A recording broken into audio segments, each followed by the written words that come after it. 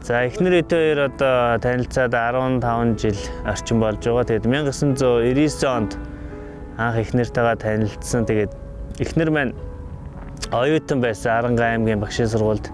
Манай гэр бүл манайх аав ээжтэйгээ Арангад амьдардаг байсан.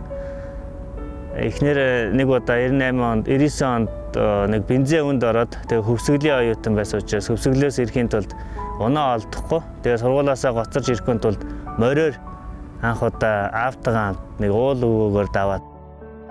Зүрх сэтгэл манай амир ингээд тэмүүлээд ар хангаараа тэмүүлсэндээ болоод бас мориор амир явна гэж шийдээд ирсэн.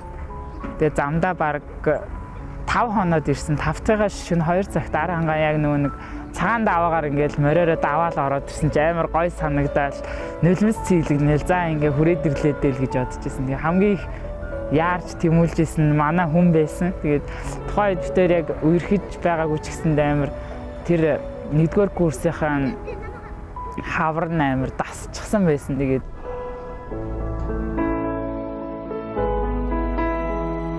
эхнэр ингээд нэг халтар царайтай, шороон царайтай аимшиг юм орж ирсэн. Ус мөс нь арзаасан.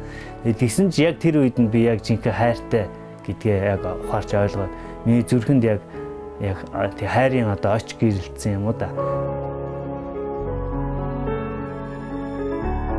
Манай өөрийн аав ээж, манай хадмуу төрөл ингэж тусна гаргахыг ерөөсөө зөвшөөрж байгаагүй. Бид тэрийг хамт амьдрахыг хорж байсан. Тэгээд бид хоёр өөрсдөө хайр сэтгэлийнхаа төлөө хамт амьдрий гэдэг шийдвэр гаргаад тэмцсэн амьдралынхаа төлөө. Намайг нэг хичээлээсээ ирсэн чи манай хүн орой нэлээд бүрэнхий болчихсон байхад өхөр тэргэн дээр нэг жижиг гэр ачсан. Яг юу ачсныг би бас мэдэг байхгүй юу. Тэгээ юм ачсан одоо ингээд хоёлоо тусдаа гарыг гээд жижигхэн 3 антай тэгээд өннийх нь тоо бол 36. Тэгээд жижигхэн нэг өвгөн хэмигний тийм гэр байсан.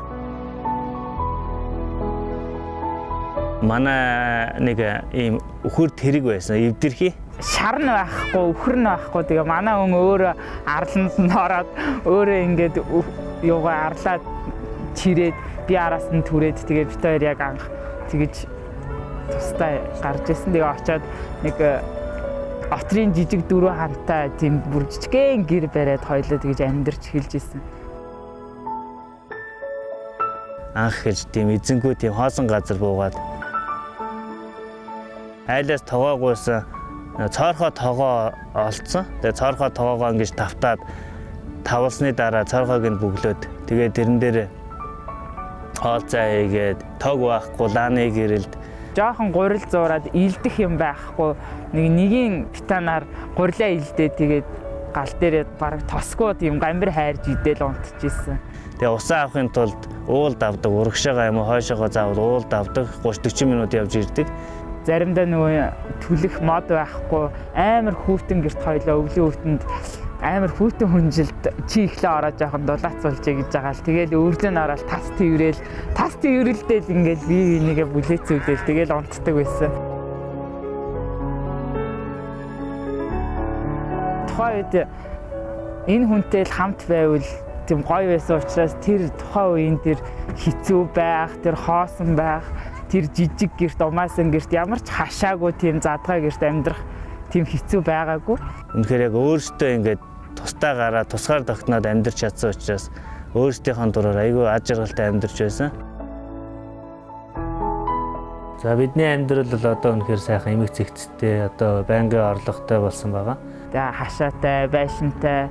Тэгээд би өөрөө одоо хуваарь гэрийн мод хийдэг. Хуучин гэр бас хэрэгэн засварлаж бас ядарсан тийм бас нэг үнэтэй гэр авч чадахгүй байгаа хүмүүс зэрэг хямдхан гэрээ зардаг.